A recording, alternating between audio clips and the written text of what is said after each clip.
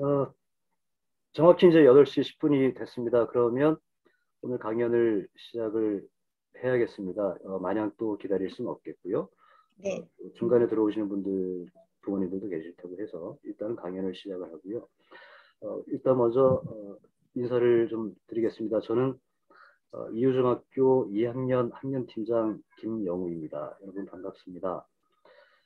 다른 학년 학부모님들도 많이 참석을 해 주셨고요. 그만큼 오늘 강연과 이 주제가 굉장히 좀 관심 있는 그런 주제인 것 같고요. 그래서 이번 강연을 준비하면서 어떤 주제로 할까 많은 고민들이 있었거든요. 근데 어, 저희 밴드의 공유글에도 썼듯이 저희가 이제 청소년에 접어든 아이들을 키우고 또 사회적으로 워낙 이슈가 있고 그래서 과연 우리가 이 문제에 진지한 고민과 성찰을 해볼 수 있는 기회가 그렇게 많지 않았었던 것 같아서 그래서 이번 강연을 준비하게 됐습니다. 오늘 강연을 해주신 노혜경 시인을 소개를 해드리겠습니다. 그래서 간단한 프로필은 저희가 어, 공유해드린 걸로 대신 하겠고요. 시인님께서 간단하게 자기 시인님 소개와 인사 말씀 그리고 바로 강연으로 들어가도록 하겠습니다. 네. 제가 인생을 좀 복잡하게 살아온 사람이라 간단하게 저를 소개하기가 쉽지 않은데요. 이런 주제를 강연하는 사람으로서 저를 조금 소개를 하자면, 제가 1990년도에 외국문학이라고 하는 그 문학 잡지의 편집장을 했었어요. 이제 그때 그 페미니즘, 이 포스트 모더니즘 문예 사조의 하위 이 범주로서 페미니즘 문학론을 우리나라에 소개를 하는 일을 열심히 했었거든요. 이제 그렇게 열심히 하다가 뭐 그러니까 지금은 우리나라 사람들한테 꽤 인기 있는 저기 시인인 실비아 플라스라든가 앤 섹스톤 이런 사람들이 이제 시를 소개를 하고 그리고 페미니즘 문학 이론 같은 거를 그 번역 소개를 하고 이런 일들을 하다가 90년대 후반에 박사과정을 들어가면서 여성시 운동이라고 하는 한국 문단 내의 문단 권력과 그 여성 그 차별 이런 것들에 대해서 대항하는 여성시 운동이라는 것을 한 몇 년 동안 했어요. 이제 그렇게 하다가 그 언론개혁 운동, 안티수선 운동도 같이 하고 있었는데 그때 이제 뭘 깨달았냐면 이 세상을 바꾸는데 정치 권력이 바뀌고 그리고 그 정치 권력이 세상을 바꾸고 하는 일을 직접적으로 하지 않으면 이 변화가 잘 안 온다라는 걸 깨닫고 어쨌지 하다가 노사모를 만드는 데 뛰어들어가지고 노사모 운동을 했었거든요. 이제 이런 기나긴 역사 속에서 제가 이 소위 이 젠더 감수성이라고 하는 것, 페미니즘과 젠더 감수성이라고 하는 것을 저 스스로 기르는 연습을 근한 이제 그럭저럭 한 30년 해온 셈이죠. 예, 그래서 오늘날 이 학교 학부모님들과 함께 이런 얘기를 하게 된 것 같습니다. 저희 유명한 경력으로는 그러니까 이 시 쓰는 사람, 시인, 그 다음에 노사모 대표 일권한 적이 있었다는 거, 그다음 노무현 청와대에서 홍보 비서관 했다는 거, 이런 정도가 좀 공적인 경력이라고 할 수 있겠습니다. 이 정도 소개는 이 정도. 또 뭐 할 얘기가 있는가 잘 모르겠어요. 아닙니다. 이제 반갑습니다. 예.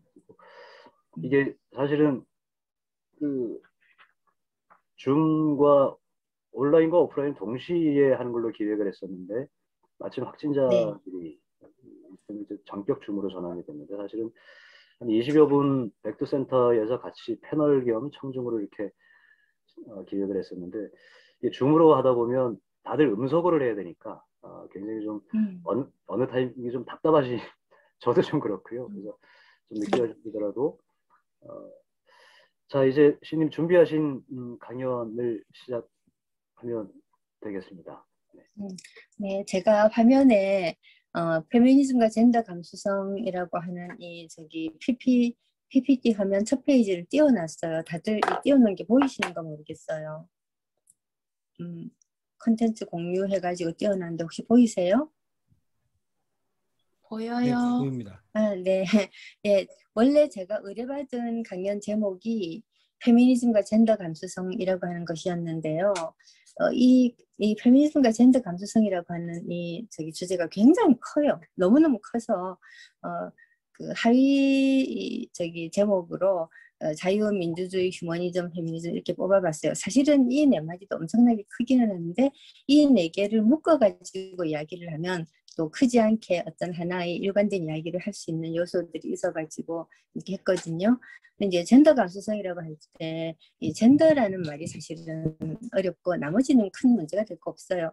페미니즘이라는 말은 지금 너무나 널리 쓰여 있어서 자 이거를 뭐라고 이 개념화시켜서 이해할 것인가라고 하는 것은 한마디로 단정 짓기는 어렵지만 그래도 사람들이 페미니즘이 뭐냐 그럼 대충 알잖아요.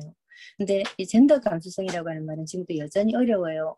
그 성인지 감수성이다라고 번역을 하기도 하던데 이 젠더 감수성하고 성인지 감수성은 엄밀히 말하면 똑같은 말이 아니거든요. 그래서 제가 성인지라고 번역하지 않고 그냥 젠더 감수성이라고 적었는데요.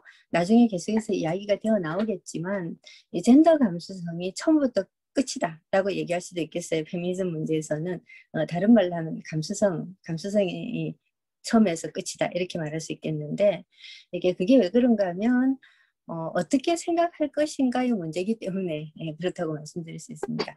자, 첫 번째 페이지로 넘어가겠습니다. 자, 젠더 감수성이라는 것이 뭐냐? 자, 제가 보내주신 자료 중에서 그림을 한 장 봤거든요. 이제 젠더 공감위원회라고 하는 거를 유학교에서 만들려고 하다가 반대하는 부모님들이 많으시고 논쟁 끝에 실시를 하지 않기로 했다라고 하는 그 자료들을 받아봤는데 그 자료들을 쭉 읽으면서 굉장히 열심히 서로 토론을 하시고 하는데 두 가지를 깨달았어요. 이 유학교의 학부모님들이 학생들이 부딪히고 있는 이 젠더 문제에 대해서 굉장히 진지하게 고민을 많이 하고 계시는구나 하는 거 하나 하고 두 번째로 그럼에도 불구하고 학생들뿐만 아니라 학부모님들도 어떤 사회적 통념, 고정관념, 젠더에 관해서 전 인류가 다 가지고 있는 고정관념, 그러한 통념, 그것으로부터 크게 벗어나지를 못해서 이 문제를 다루는데 굉장히 어려움을 느끼고 있다. 이게 사실 저도 마찬가지거든요. 그래서 일단 그림 한 장을 가지고 젠더 감수성이란 무엇인가에 대해서 잠깐 설명을 하고 넘어가도록 하겠습니다. 이 그림 아시는 분들 다 아시죠? 어떤 그림인지 이 젠더 공감위원회를 만들자라고 하면서 의견을 수렴을 했을 때 이런 의견들이 나와가지고 이제 상호 이렇게 이 팽팽하게 이렇게 맞섰다라고 하는 그림 한 장을 봤어요. 그냥 이런 거죠. 예컨대 이 백두에서 남자아이들이 소변을 보는 것이 여자아이들에게 위협적으로 느껴졌다. 성인권적으로 문제가 있다고 생각합니다라고 한 부모가 말씀을 하시니까 또 다른 부모님이 산은 위험한 곳이라 멀리 가서 해결하게 할 수 없습니다. 생리현상에 대해서 언급하는 것은 너무한 것 아닐까요? 자, 얼핏 들으면 참 맞는 말 같아요. 근데 첫 번째 남자아이들이 소변 보는 것이 여자아이들에게 위협적으로 느껴진다라고 하는 분이 문제 제기를 하실 때 이 문제가 어떤 문제인가 하는 거를 이 두 번째로 답변하시는 학부모님께서는 잘 인지를 못하신 것 같아요. 뭐가 문제인지. 사실 산은 위험한 곳이라 멀리 가서 해결할 수 없는 거는 남자아이들뿐만 아니라 여자아이들도 마찬가지거든요. 여자아이들도 마찬가지지만 여자아이들은 소변을 어떻게 처리를 할 것인가에 관한 생각은 안 하고 없거든요. 이 이야기 속에는. 그냥 남자아이들이 소변을 보는 것은 여자아이들이 보는 것과는 다른 장소, 훨씬 더 노출되고 훨씬 더 가깝고 여자아이들이 위협을 느낄 정도의 어떤 위치에서 소변을 보는 거죠.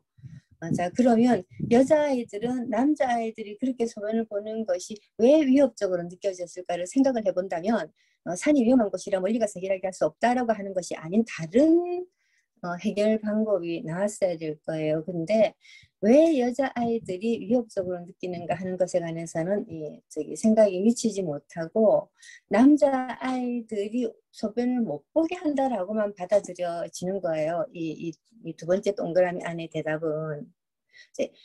여기에 이제 성인권적으로 문제가 있다는 생각이라고 하는 이야기를 하시는 이 학부모님이 생각하고 있는 어떤 지점하고 그 밑에 생리 현상에 대해 언급하는 것은 너무한 것이다라고 말씀하시는 학부모님이 생각하는 것하고 서로 다른 지점이라는 거죠.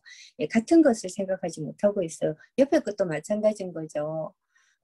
엄마들이 피구를 하고 아빠들이 음식 준비를 하는 상황이라면 어떨까요? 자, 그럴 때 사람들이 어떻게 생각을 할까요? 준비하시는 분들이 기쁜 마음으로 수고해 주신다고 생각할까요? 아니면 이것은 좀 이상한 일이라고 생각할까요?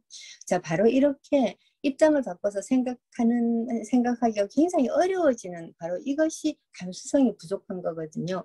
특히 모든 감수성들 가운데서 이 젠더 감수성을 가지기가 굉장히 어려운 것이 우리가 그 어려운 세월 동안 뭐 몇백 년, 몇천 년 동안 여성의 입장에 서서 어떤 상황을 바라본다 또는 약한 사람의 입장에 서서 어떤 상황을 바라본다라고 하는 걸 거의 해본 적이 없는 거죠. 반드시 이 남자 또는 힘센 사람들만 그렇게 생각을 안 해보는 게 아니고 그 약자 포지션에 있는 당사자들도 사실은 그렇게 생각을 잘 안 해요. 지금 여기 성인권적으로 문제가 있다고 생각합니다라고 말씀하시는 분은 문제를 인식을 하고 문제 제기를 하는 거예요. 근데 그 말씀을 듣는 사람들은 그분이 무엇을 문제 제기를 하는가 하는 걸 전혀 인식을 못하고 있는 거죠. 그러니까 통념에 비추어 볼 때 아니 밥하는 거 즐거워하는 사람도 있는데 왜 그런 시선으로 바라보느냐라고 말을 하게 되는 것이고 아니 저기 이 생리 현상에 대해서 언급하는 것은 너무한 게 아닐까라고 대답을 하게 되는 것이죠. 자, 이제 이런 것들이 젠더 감수성이 좀더 뭐라고 할까? 젠더 감수성을 좀 더 길러야지만 되는 상황의 어떤 단적인 그림이라고 볼 수가 있겠습니다. 요약해서 얘기를 하자면 젠더 감수성이라고 하는 것은 역지사지하는 능력, 그냥 아주 간단하게 말하면 그런 거예요. 근데 그 역지사지가 인생에서 가장 안 되는 거거든요. 특히나 강자의 입장에 있는 사람 또는 강자 입장에 있는 사람이 옳다라고 바라보는 감수성을 오랫동안 길러왔는데 그것이 아니다. 그 반대편에서 바라보라. 그 정말 쉽지가 않아요. 그럼 이 문제는 도대체 어디에 근원이 있는 것이냐. 사실 이 젠더 감수성이 지금 문제가 되고 그 젠더 감수성을 기르라는 요구를 받고 그리고 그 앞에서 또 성인권적으로 문제가 있다. 사실 성인권적으로 문제가 있다라는 표현 좀 이상한 표현이긴 하죠. 인권적인 문제면 인권적인 문제지 무슨 성인권적인 문제냐. 근데 여하튼 뭐 이게 여자아이들한테 위험하다라는 뜻에서 아마 성이라는 단어를 붙인 것 같은데요.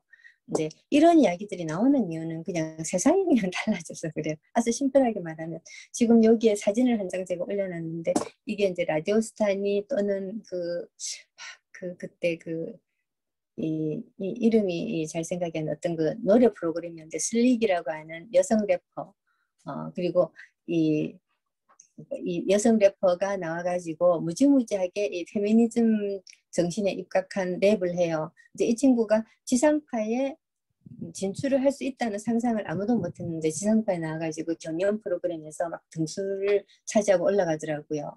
두 번째 사진은 이 라디오 스타라고 하는 프로그램인데 이 라디오 스타에 나와가지고 직접적으로 페미니즘 주제를 가지고 그 토크를 하더란 말이죠. 그리고 이 세 번째 사진은 이 아나운서예요. 이 아나운서인데 이 친구가 안경을 끼고 뉴스 시간에 등장을 했어요. 이게 굉장한 사건이었던 게 남성 아나운서들이 안경을 끼는 것은 굉장히 자연스럽게 받아들여졌지만 여성 아나운서들이 안경을 낀다 또는 화장을 안 한다 또는 정장이 아닌 그냥 야한 옷은 입는데 보이시한 옷을 입는다든가 이런 것들에 대해서는 참 편견들이 되게 많았었죠. 자, 이 네 장의 사진은 달라진 세상 속에서 이 페미니즘적 인식을 지니고 있는 사람들이 지상파에 나와서 인기를 끌고 있는 장면들을 모아놓은 거예요. 옛날에는 이런 사람들이 텔레비전에 출연 자체를 못했죠. 그러니까 지금 이 페미니즘 또는 젠더 감수성이 문제가 되고 있는 이유 중에 하나는 그냥 세상이 달라져서 그렇다. 이게 1번이고요. 그 다음에 이제 다음 문제는 이게 훨씬 더 중요한 문제죠. 세상은 달라졌는데 우리 머릿속에 있는 개념은 발전을 안 한 겁니다. 일단 젠더라는 말 자체도 어렵잖아요. 젠더라는 말 자체도 무지무지하게 어려워요. 이 말은 굉장히 옛날부터 있었어요. 사실 젠더라는 말은 그냥 아주 심플하게 말하면 젠더는 구분하다, 분류하다라고 하는 뜻이거든요. 뭐 종의 기원이라든가 이런 데도 등장하는 말이지만 이 젠더라고 하는 말이 이 사회적인 성을 나타내는 말 또는 성별화, 성을 구분하다 이런 말로 공식적으로 쓰게 된 게 96년도에 북경에서 열린 세계 여성 대회에서 공식적으로 쓰게 됐어요. 그래서 굉장히 많은 사람들이 젠더라는 말이 여성 또는 성별 이런 말이라고 생각을 하고 있는데 그냥 분류하다, 구분하다 이런 거예요.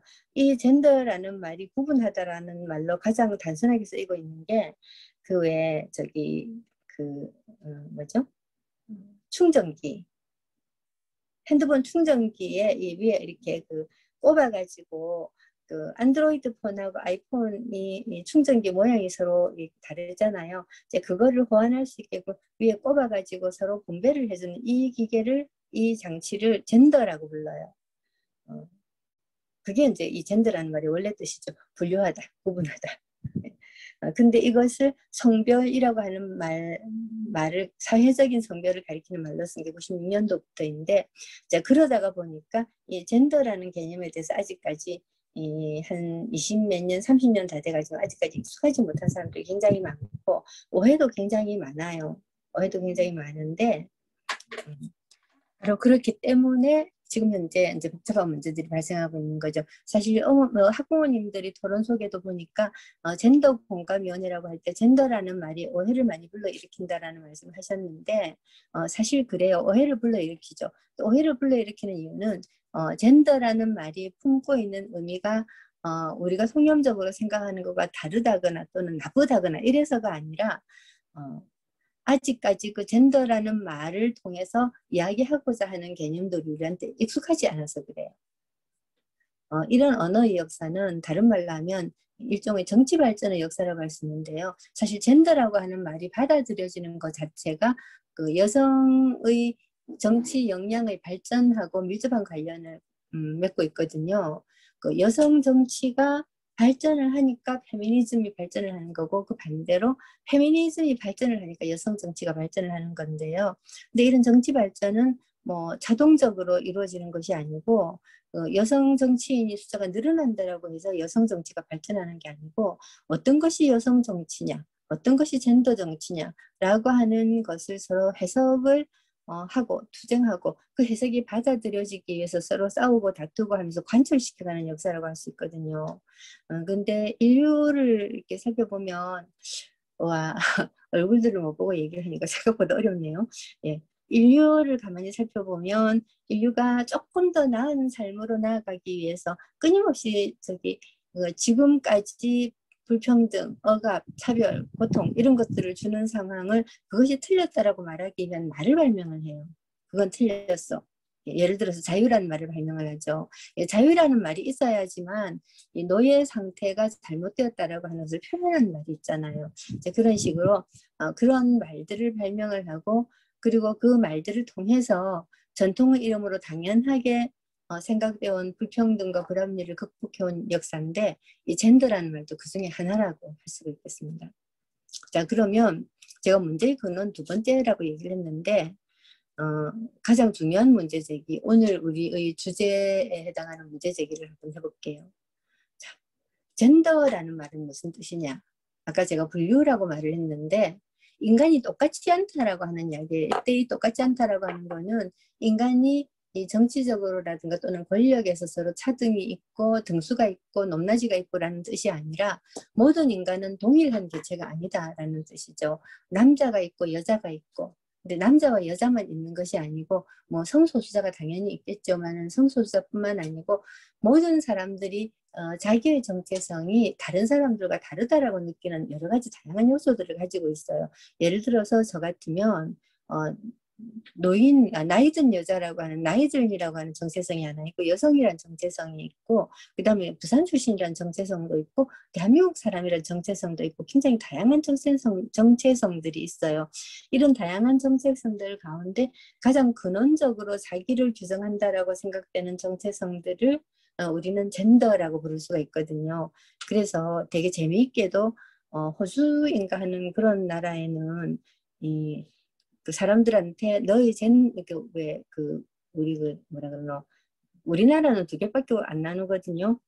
이 저기 그 전화 뭐그 뭐냐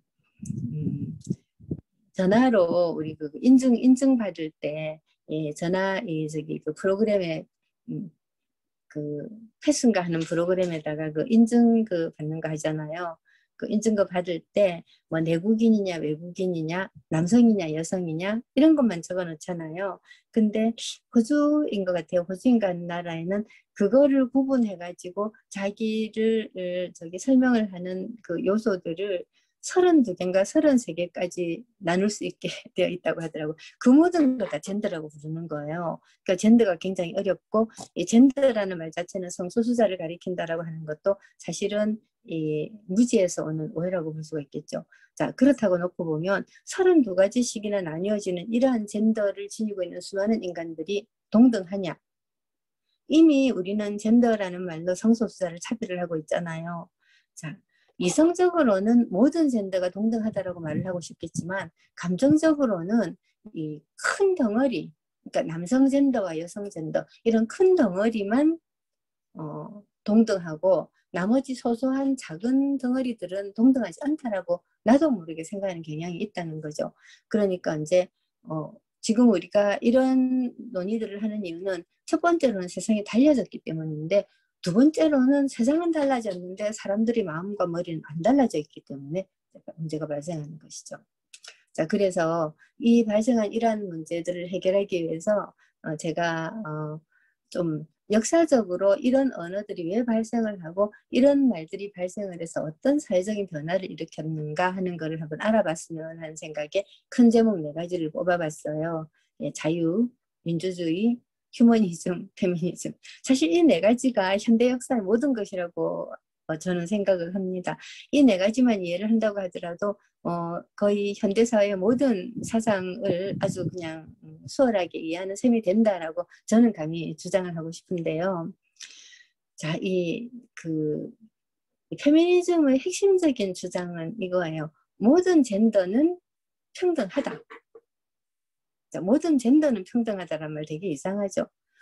남성과 여성은 평등하다라고 말을 하면 굉장히 쉽잖아요. 근데 모든 젠더는 평등하다라고 말을 하면 좀 어려운 것 같잖아요. 근데 아까 제가 말씀드렸듯이 젠더라고 하는 건 이 분류하다라는 것이기 때문에 흑인도 하나의 젠더가 될 수가 있고, 그리고 이런 표현은 조금 이상하지만 반드시 성적인 구분, 그러니까 그 섹스의 구분만이 젠더가 아니다. 물론 기본적으로는 섹스의 구분이 젠더예요. 그렇죠? 그 섹스의 구분이 무지무지하게 다양한 요소들이 있다는 거죠. 흑인 여성과 백인 여성은 같은 젠더가 아니에요. 뭐 그런 식으로. 그런데 이 모든 것들을 동등한 인간이라고 볼 수 있게 만드는 요소는 어디서부터 출발을 하는가 하면 이 자유라고 하는 말에서부터 출발을 해요. 자유. 자유라는 말 우리 굉장히 중요하게 생각하잖아요. 그리고 모든 인간에게는 자유가 있다.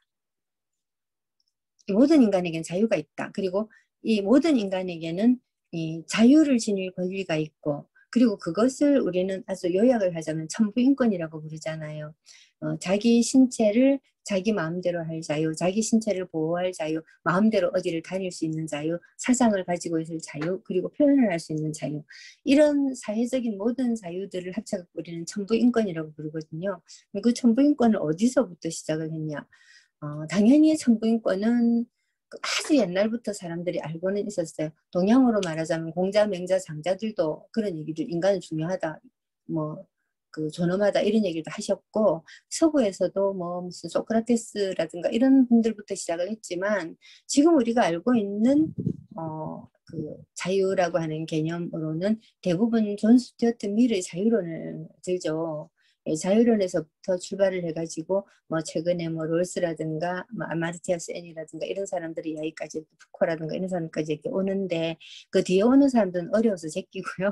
예, 저기 밀에서부터 한번 살펴본다면 제가 여기 적어놨는데요.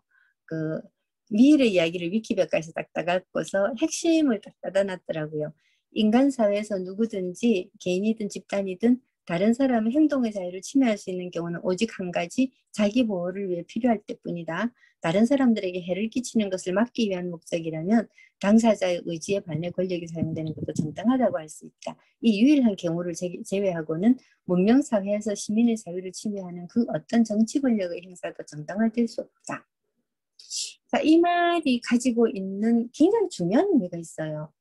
자유라고 할 때 우리는 저 같은 사람들은 어렸을 때 자유는 이 자유의 반대말은 방종이다 이런 식으로 굉장히 윤리적으로 배웠거든요. 근데 사실은 이 자유라고 하는 말은 그런 개인적인 윤리의 문제가 아니고 사회적인 자유의 문제라는 거죠. 내가 자유를 가지고 있는데 그럼 내 자유는 너도 자유를 갖고 있고 나도 자유를 갖고 있어. 그럼 너의 자유와 나의 자유가 있는데 누구 자유가 더 큰 자유냐? 힘센 놈의 자유는 크고 힘 약한 사람의 자유는 약하냐? 그렇게 되기 너무 쉽잖아요. 그렇기 때문에 이 자유론을 쓴 밀뿐만 아니라 자유론자들은 남의 자유가 시작되는 곳에서 내 자유는 끝난다라고 얘기를 해요. 즉, 이 자유라고 하는 것은 다른 사람의 자유를 존중하는 그 한도 내에서 내가 자유롭다는 거죠. 그러니까 엄격하게 말하면 자유라는 것은 내 마음대로 할 수 있는 것을 의미하지는 않는다라는 것이죠. 그리고 내가 정말 내 마음대로 해서 사회에 여러 가지 불편이라든가 불이익이라든가 또는 해를 끼칠 때는 나의 자유는 제한될 수 있다. 이 개념이 우리가 사람을 붙잡아다가 감옥에 집어넣을 수 있는 근거가 되기도 하잖아요. 자, 이런 자유의 개념을 일단 염두에 두고 계속해서 한번 나아가 보도록 합시다.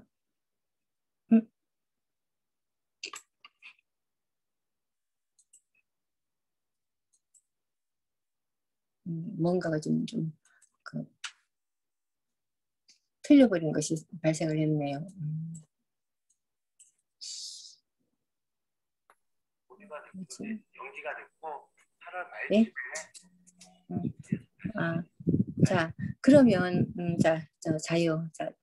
자유의 밑에 2줄 정도가 더 있었는데 저기 사라져 버렸어요. 넘어가고. 자, 그러면 이러한 자유라고 하는 것이 자유주의 사상으로 발전을 하고 또 이 자유라고 하는 개념이 발생을 했기 때문에 우리는 민주주의 제도라는 걸 발전시킬 수가 있는 거죠. 민주주의라고 하는 건 되게 심플하게 말하면 그 민에 의한 통치라고 말을 하지만 그 우리 이 동양에서 민주주의 데모크라시라고 하는 말을 번역을 할 때는 민이 주인이 되는 주의라고 번역을 하잖아요. 민주주의.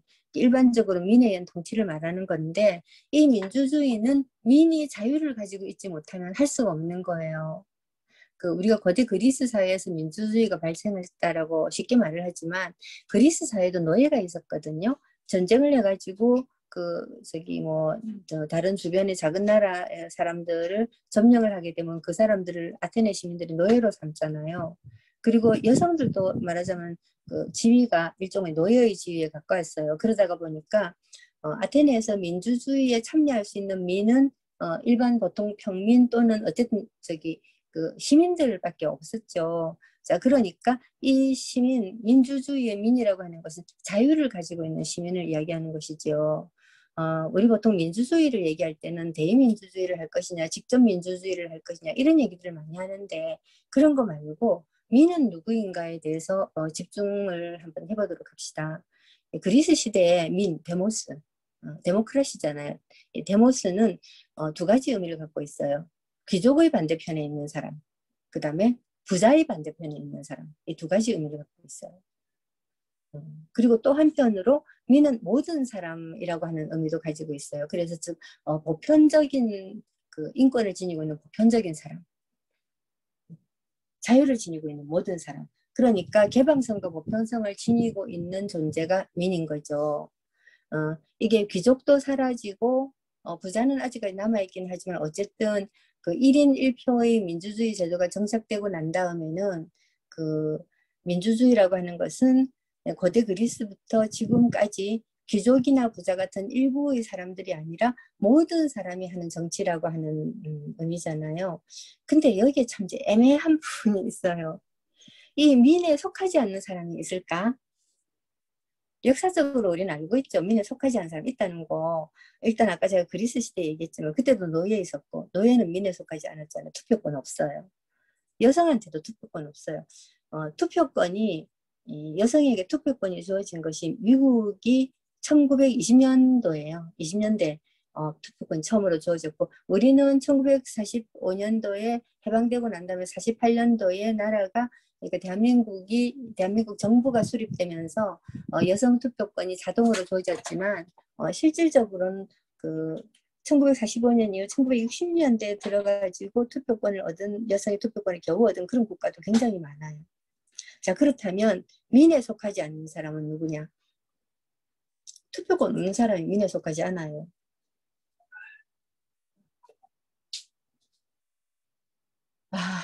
자, 이 투표권 없는 사람이 민에 속하지 않는다.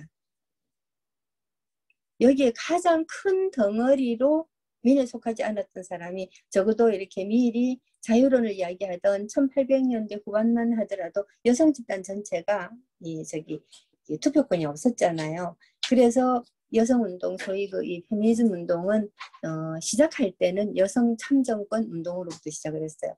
이 민주주의 국가를 형성을 시켰는데 이 국가를 이루는 정치에 여성도 참여를 할 수 있어야 되겠다라는 거죠. 근데 여성에게 투표권을 주지 말자라고 했던 수많은 이유 가운데 가장 큰 이유가 여성은 투표권을 행사할 수 있을 정도로 똑똑하지가 못하다. 여성은 너무 감정적이라서 제대로 된 정치를 할 수 없다. 이런 수많은 편견들이 있어 왔고 그런 편견들은 지금도 있죠. 지금도 있지만 지금은 이론적으로는 여성에게도 투표권이 주어지고 있어요. 그래서 자유와 민주주의라고 하는 것이 지금 현재 우리의 기본적인 어떤 토대가 되고 있잖아요. 근데 이게 참 당연한 것이 아니었다는 게 아까 미일이 자유론이라고 하는 유명한 저서를 써가지고 이 자유라고 하는 것이 한 사람이 지니고 있는 자유의 영역에 관한 구분을 하고 사회적인 의미에서 자유의 영역, 권리, 제한 이런 것들을 이야기를 했다고 말씀을 드렸는데 사실 이 자유론이라고 하는 내용은 그보다 좀 더 중요한 내용들을 많이 담고 있어요. 자신의 주장과 생각을 타인에게 강요하는 경향에 대해서 윌은 무지무지하게 반대했어요. 표현의 자유라고 하는 게 만병통치약처럼 쓰여지고 있잖아요. 지금 현재. 근데 실제로 윌은 표현의 자유를 주장할 수 없는 것들에 관한 이야기를 굉장히 많이 했어요. 예를 들어서 교회 세력이 선교를 하기 위해 가지고 다른 사람들에게 자기 생각을 강요하는 문제 이런 문제들에 서 굉장히 반대했고 민주주의라는 것은 너와 나의 생각이 동등하고 너와 나의 권력이 동등하다는 생각으로부터 시작돼야 되는데 지나치게 나의 생각을 타인에게 강요하는 모든 것은 자유에 위배된다고 생각을 했어요. 근데 밀은 이러한 자유가 여성에게는 허용되지 않고 있는 상황에 대해서 엄청나게 문제의식을 지니고 돌아가시기 얼마 전에 여성의 종속이라고 하는 책도 썼거든요. 이 책이 저는 좀 더 중요한 것 같아요. 근데 왜 미리 여성의 종속이라고 하는 책을 썼는가 물론 개인적인 사정도 좀 있겠지만 부르주아지 사회로 넘어가면서 여성들도 교육을 많이 받기 시작을 했거든요. 여성들도 교육을 받고 뭐 사롱 이런 얘기들 많이 들어보셨겠지만 귀족 여성들 중에는 남성들을 능가하는 학자들도 있고 그래서 이제 여성들의 능력이라든가 이런 것들이 이 사회를 좀 더 발전시키는데 얼마나 도움이 될지 알 수 없는데 여성에게 참정권도 주지 않고 여성에게 자유도 주지 않고 한다는 것은 사회적으로 무지무지하게 손해다라고 이런 생각을 했던 거죠. 근데 가만히 한번 생각해 봅시다.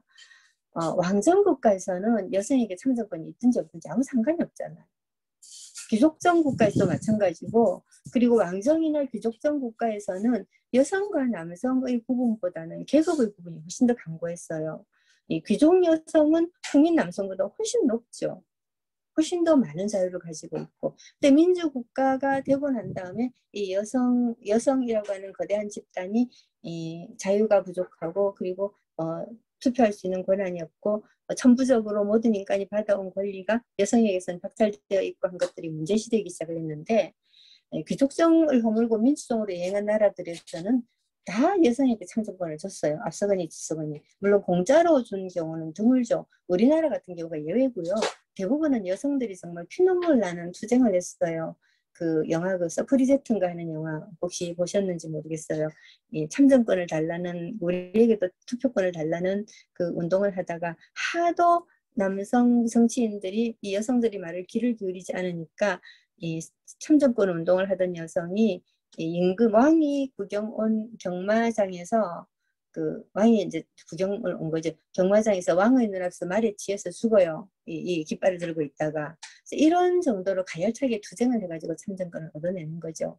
근데 왜 여성들은 그렇게까지 투쟁을 했고 그리고 그런 나라들은 그런 가열찰 투쟁을 다른 나라에서 하는 것을 보고서 다른 나라들은 그렇게까지 투쟁을 하지 않아도 참정권을 서서히 서서히 다 부여를 했거든요. 자, 왜 그랬을까를 생각을 좀 해보도록 합시다. 일단 유보하고 휴머니즘으로 넘어가 보죠. 왜 휴머니즘을 말할까? 사실 휴머니즘이라고 하는 말은 페미니즘보다 훨씬 먼저 나온 말이에요. 그 미래 자유로운이 등장을 하기 이전부터 나온 말인데 그 휴머니즘이라는 말의 역사가 있지요. 휴머니즘이라는 말은 신본주의, 굳이 딱 부러지게 용어는 없는데 굳이 말하자면 갓디즘? 예, 갓디즘 같은 나라. 예, 예, 이런 이 갓디즘 같은 그런 이런 용어에 반대되는 용어로서 휴머니즘이라고 말할 수가 있어요. 번역을 하자면 이 신본주의라고 할 수가 있겠죠. 예, 신본주의 에 반하는 그러니까 신본주의로부터 사람 중심주의로 변화했다라고 하는 것을 강렬하게 주장하기 위해서 휴머니즘이라고 하는 말이 나왔거든요. 이제 18세기 프랑스에서 휴머니즘이란 말이 집중적으로 등장을 하는데 이제 신본주의에서 인본주의로 특히 가장 강력하게 변화를 경험한 나라가 프랑스예요. 프랑스 대혁명 같은 거요. 자유평등 파괴 이런 사상을 얘기했던. 자, 이 신본주의에서 인본주의로 변화를 경험한다고 말을 하지만 엄격하게 말하면 신본주의라기보다는 전제군주정, 절대왕정에서부터 거의 이 지미고 국가다. 예, 루이 15세? 루이 15세죠. 루이 15세가 짐이 곧 국가다라고 말을 했는데 이 말은 거꾸로 말해서 짐이 곧 신이다라는 말이랑 마찬가지였어요. 예, 이런 신 중심 인간 사회의 모든 권리와 그 자유를 신이 몰아가지고 있고 인간들에게 조금씩 권한을 분배를 하면서 살아가던 체제로부터 혁명을 통해 가지고 인간들이 자유를 쟁취를 했잖아요. 그렇게 해서 변환한 것이 인본주의. 그러니까 계몽주의라고 하는 것이 결국은 이 휴머니즘이 꼽힌 것을 계몽주의라고 우리가 부르는 거죠. 자, 그랬는데 이 페미니즘이란 말은 그보다 훨씬 뒤에 나온 말이에요. 인본주의보다 훨씬 뒤에 나온 말인데 제가 페미니즘 그 이야기를 하기 시작을 하니까 저한테 이렇게 얘기하는 사람들이 많았어요. 나는 페미니즘에 반대해요. 페미니즘이 아니라 휴머니즘이에요. 어떻게 생각하세요? 페미니즘과 휴머니즘은 같은 걸까요? 다른 걸까요? 제가 몇 가지 질문을 좀 던져보겠습니다. 페미는 휴먼인가? 당연히 휴먼이죠. 페미는 당연히 휴먼이죠. 그죠? 페미가 여성이 휴먼, 인간이 아니라고 하는 말은 지금은 안 하잖아요. 그러면 휴먼은 페미인가? 이건 아니라는 사람들이 되게 많을 거예요. 근데 저는 이런 궁금증이 들어요. 왜 구분을 할까? 왜 휴먼과 페미를 구분을 할까? 이 휴머니즘 시대, 신본주의에서 인본주의로 변화하던 시대에 휴먼 속에 여성이라고 하는 개념이 없었던 거죠. 아까 제가 시작할 때 그림을 한 장 보여드렸잖아요. 이 그림. 이 그림 안에서 여자아이들에게 남자아이들이 소변을 보는 것이 여자아이들에게 위협적으로 느껴진다라고 아마 여자아이의 그 의견을 청취한 대리인께서 말씀하셨겠죠. 그랬을 때 반대편에서 산을 위험한 곳이라 멀리 가서 해결하게 할 수는 없다라고 할 때, 이 멀리 가서 위험한 곳이라 멀리 가서 해결하게 할 수는 없다라고 할 때, 얼핏 보기에는 학생들을 보호하기 위해서다라고 하는 말이 이 말 속에 들리지만, 그러나 실제로는 남학생만 생각하는 거예요. 예, 남학생에 대해서만 생각을 하면서도 전체 학생의 안전을 생각하는 것처럼 말을 하는 거죠. 즉, 사람들이 일반적으로 인간 또는 사람이라고 얘기할 때는 무의식 중에 여성을 빼버리는 거예요. 남성에게 이로운 것이 여성 모두에게도 이롭다라고 하는 그냥 이 통념이 그냥 발생하는 거죠. 이런 통념들은 무지무지하게 많이 퍼져 있어가지고 아스피린 먹는데도 들어가요. 하루에 아스피린을 한 알 또는 두 알 드세요라고 두통이 오면 의사 선생님이 말을 하거든요. 근데 애들한테는 아스피린, 어린이 아스피린도 있고 반알짜리도 있고 하지만 여성도 남성보다 용량이 작게 먹어야 된다는 생각은 아무도 안 해요. 몸무게도 훨씬 적고 그리고 신체 구조도 더 다르고 여자하고 남자가 신체 구조가 다르기 때문에 차별해야 된다고 그토록 얘기하는 많은 분들이 약을 먹을 때도 여성과 남성이 조금 다를 수 있다는 생각은 사실 안 하고 있었다는 거예요. 그것뿐만이 아니죠. 자동차 저기 에어백을 설계를 할 때도 에어백이 터지면 남자들보다 여자들이 훨씬 많이 죽는데요, 다치고. 왜냐? 에어백이 팡 터져가지고서 사람 신체를 보호해줘야 되는데 이제 그것을 설계를 하고 그리고 저기 실험을 하고 할 때 그 여성 신체에는 어떻게 작용하는가 하는 것을 전혀 데이터에 안 집어넣고 연구조사를 하기 때문이라고 그러거든요. 자, 이런 걸 놓고 볼 때 우리는 보통 사람이라고 얘기를 할 때는 대표적으로 남성을 생각을 하는 것이지, 거기에 여성들도 있다라고 하는 걸 생각을 잘 안 한다는 거죠. 이거는 남성뿐만 아니고 전 세계적으로 볼 때는 항상 이 중요한 대표적인 남성만을 생각하는, 잘 아시잖아요. 그 백인 와스프라고 불리는 거, 화이트 앵글로 삭슨 그 프로테스탄트, 백인 그 신교 남성이 이 세계의 모든 원료의 중심에 있는 그런 시대가 근대 계몽주의 시대라고 우리가 얘기하잖아요. 이때 얘기하는 휴먼, 이 남성, 이 휴먼의 개념이 여기에 대해서 여성들이 말도 안 돼. 여성들만 가지고 말도 안 돼라고 했냐면 흑인들을 보고도 말도 안 돼. 어린이들이 무지무지하게 학대받는 걸 보고도 말도 안 돼. 이러면서 발전시켜온 사상이 페미니즘이라는 겁니다. 그러니까 페미니즘이라는 말은 휴머니즘이 가지고 있는 부족한 부분을 보완하고 확대하고 좀 더 치밀하게 만들고 좀 더 인권적으로 올바르게 만들기 위한 사상이기 때문에 페미니즘에 반대할 수가 없죠. 하면 안 되죠. 엄밀하게 말하면. 근데 휴머니즘이 있는데 왜 굳이 페미니즘을 해야 되느냐로 가는 말은 말의 역사에 대한 무지에서 오는 것이다. 말의 순서의 역사를 무시하면 절대 안 된다라고 말씀드리고 싶어요. 자, 휴머니즘 다음에 페미니즘이 생겼지, 페미니즘이 휴머니즘하고 동시에 생겨서 어느 하나를 선택해서 쓸 수 있는 얘기가 아니다라는 말씀을 드리고 싶은 거죠. 자, 끝나갑니다. 자, 페미니즘은 그렇다면 여성 젠더만을 위한 것인가? 자, 젠더라는 말 제가 드디어 다시 썼는데요. 이미 아니라는 건 알고 계시잖아요. 왜 페미니스트들이 성소수자들을 옹호하는가? 그리고 페미니즘을 학교에서 가르친다라고 하니까 굉장히 많은 학부모들이 페미니즘은 동성애를 가르치는 거라고 생각을 했어요. 페미니즘이 동성애를 가르치는 것일 수는 사실은 없지요. 왜냐하면 페미니즘은 여성도 남성과 똑같은 인간이고 여성뿐만 아니라 여성도 아니고 남성도 아니고 여성이거나 남성이거나 하여튼 다양한 성을 가지고 있는 인간 존재, 이 다양하고 특이한 인간 존재들이 모두 사람이다라고 하는 것을 주장하기 때문에 동성애자들도 역시 동성애자로서 존재할 권리가 있다. 동성애를 누릴 자유가 있다라고 이야기하는 것일 뿐이지 동성애를 가르치지는 않거든요. 자, 그런데도 그 페미니즘은 동성애자를 위한 것이다라고 하는 주장들이 있어요. 근데 또 되게 재밌는 건 이런 거죠. 그 숙명여대 기억나시죠? 숙명여대에 그 트랜스젠더가 입학을 하려고 하다가 그 숙명여대 내의 소위 레디컬 페미니스트 그룹이 악착같이 반대를 해가지고 그래갖고서는 학교를 못 들어가는 사건이 있었잖아요. 그때 실질적으로 그 수많은 페미니스트 그룹들, 오랫동안 페미니즘 운동을 해왔던 페미니스트 그룹들은 대학교 1, 2, 3, 4학년 정도 되는 어린 이 숙대 이 레디컬 페미니스트들에게 너희들이 이거 잘못 생각하는 거다 틀렸다라는 얘기를 정말 많이 했어요. 그런데 이제 사회적으로는 그 랩팸이 페미니스트의 대표처럼 보이는 거죠. 지금 이대남 어쩌고저쩌고 하고 얘기하는데 그 일베 종류의 이상한 아주 뭐랄까 난폭하고 폭력적이고 비인간적인 주장을 하는 그런 애들이 20대 남자를 대표하는 것처럼 착각하게 만드는 것과 비슷한 상황으로 레디컬 페미니스트들이 페미니스트의 대표라고 사람들이 이제 착각을 하는 것이죠. 어쨌든 페미니즘은 동성애자를 위한 것인가?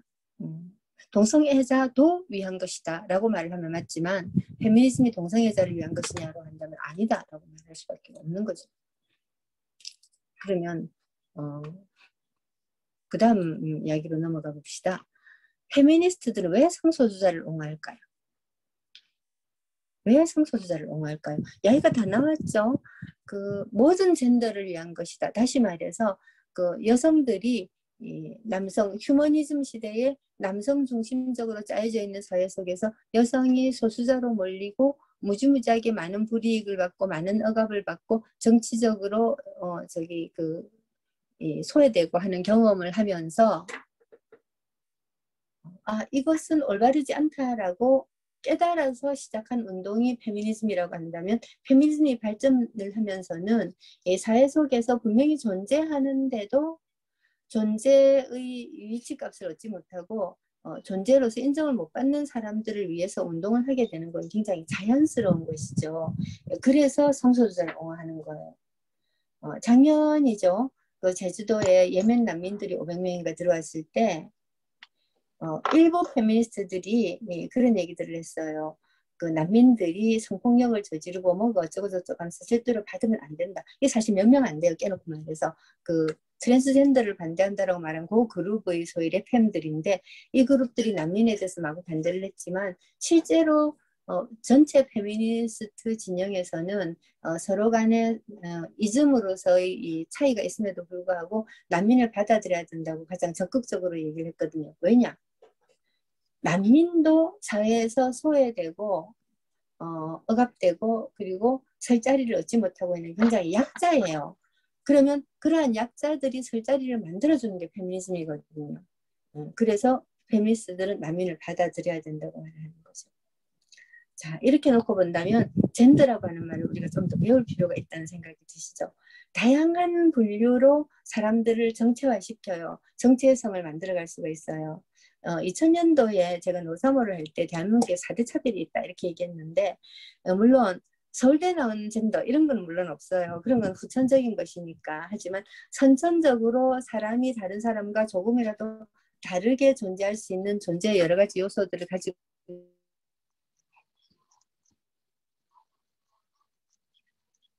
모두 젠더고 볼 수가 있어요. 정성, 제3의 성, 제3의 성 이렇게만 있는 것이 아니고 수많은 소수자들의 표지, 자기를 약자로 만들어버릴 수도 있는 수많은 소수자들의 표지를 다 동등한 것으로 만들어내기 위한 언어가 젠더다. 저는 그렇게 생각하거든요. 자, 그래서 우리가 젠더라는 말을 배우고 자, 젠더 감수성이라고 하는 말은 그렇다면 이렇게 설명할 수가 있겠죠. 젠더 감수성이라고 하는 것은 성폭력이 뭐다를 아는 감수성 뭐 이런 것이 아니고 약자의 입장에 민감할 수 있는 능력 나보다 권력이 약한 사람 나보다 파워가 없는 사람 나보다 돈이 없는 사람 남성의 경우에는 나보다 근본적으로 여러 가지로 이 약자의 위치에 있는 여성이니까 여성의 입장 여성이라고 하더라도 저 같은 여성들은 나보다 어린 여성의 입장 또 돈이 없는 여성의 입장 뭔가 사회적으로 무시당한 장애를 지니고 있는 사람의 입장, 노인의 입장 이런 것들이 되어서 생각할 수 있는 능력이 젠더 감수성이라고 이야기할 수 있어요. 자, 그래서 페미니즘과 젠더 감수성이라고 하는 것은 그 한마디로 말해서 모든 인간이 동등하기 위해서 갖춰야 될 민감성이다. 그렇게 저는 정리를 합니다. 제가 이제 장황하게 자유라는 말부터 시작을 해가지고 자유라는 말로부터 민주주의 사회가 발달을 했는데 그 민주주의 사회가 처음 시작할 때는 휴머니즘 사상에 입각해서 신으로부터 인간이 주권을 빼앗아 오잖아요. 그 주권을 빼앗아온 그 주권을 보유하고 있는 휴먼이 알고 보면 남성들만을 이야기하는 것이다라고 하는 걸 여성들이 깨달으면서 여성도 권리를 쟁취해야 되겠다라고 하는 끈질긴 운동을 통해서 페미니즘이 시작이 됐어요. 근데 지금은 페미니즘이 굉장히 다양하게 분화가 되어가지고 모든 종류의 사회적 약자들에게 대등한 권리를 주기 위한 수많은 운동들을 다 페미니즘이라고 부를 수가 있어요. 그래서 이 페미니즘은 시끄러워요. 시끄럽고 그리고 트러블도 많아요. 트러블도 많고 그또 법률적으로 뭐 이렇게 그 모든 젠더들에게 권리를 주자라고 하는 운동도 있고, 아니다, 이거는 윤리적인 문제이기 때문에 사람들이 좀 더 노력하고 마음을 바꾸고 하는 방식으로 해결을 해야 된다는 주장도 있고, 다양한 주장도 있지만, 그러나 단지 페미니즘을 여성주의라고 번역하는 것은 부족한 이야기라고 저는 생각을 합니다. 아, 얼굴을 못 보고 이야기하다가 보니까 잠꼬대처럼 얘기를 해버렸는데요. 근데 오늘 제가 간단한 발제를 하겠다라고 했지만 1시간쯤 얘기를 했습니다. 예, 여기까지 하고 좀 더 깊은 이야기는 서로 이렇게 대화를 하면서 해보도록 하는 게 어떨까 싶습니다.